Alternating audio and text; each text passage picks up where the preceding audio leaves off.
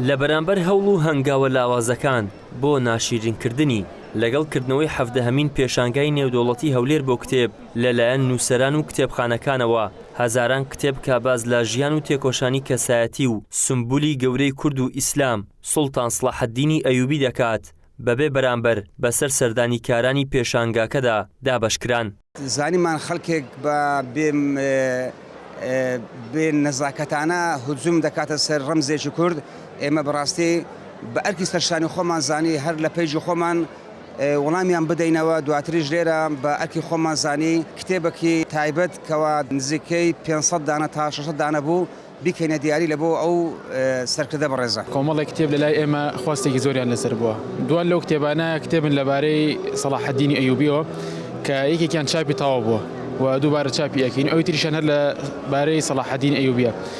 غیری ئەوە کۆمەڵی کتێبی ترمان هەیە کە خەڵکێکی زۆر حەزی پێێتی. غیری ئەوە کۆمەڵی کتێبی ترمان هەیە کە لە سەرەتای پێشانگاوە بەردەست نەبوو لە ڕۆژ یەکەمە، لە ڕۆژی دووەم و سێمە بەشێکی زۆریان هاتنەوە. لەلایەن بەشێکی دیکەش لە کتێبخانەکان داشکانی لە سەدا هەفتە بۆ ئەو کتێبانە دەکەن کە باز لە ژیاننامە و تێکۆشانەکانی سڵاحەددینی ئەیوبی دەکات. هاوڵاتیان و سەردانیکارانیش زیاتر ڕوو لەو کتێبانە دەکەن تاکو زیاتر ئاشنایی ئەو کەسایەتە ئیسلامی و نەتەوەییە بن. دوای ئەوەی ئەو هێرشانە کرایە سەر سەلاحەددینی ئەیوبی کە یەکێکە لە ڕەمزە گەورە ئاینی و نەتەوەیەکانی ئێمە وەکو کتێبخانەی ئاستانە داشکاندنێکی گەورەمان کرد بۆ یەکێک لە کتێبەکانمان سەلاحەددینی ئەیوبی لە نێوان زوهد و سەرکردایەتیدا کە لە ماوەی ئەم دوسێ ڕۆژەی پێشەنگایە زیاتر لە 300 نوسخەی لێ ڕۆشتووە و داشکانەکەمان تقریبەن ئەگاتە نزیکی لە 170. بەڵێ کتێبەکە خۆی بە 6,000 ئێمە دەین بە 2000.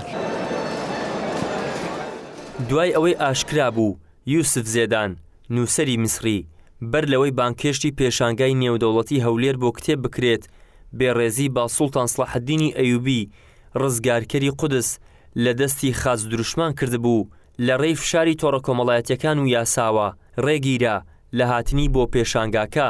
ئەمەش جارێکی دیکە پەیوەندی کوردی بەو سەرکردە مێژوویەی تونند و تۆڵ و دەمە و زەرد کردەوە. ئیدریس محەممەد، کەناڵی ئاسمانی پەیام، هەولێر.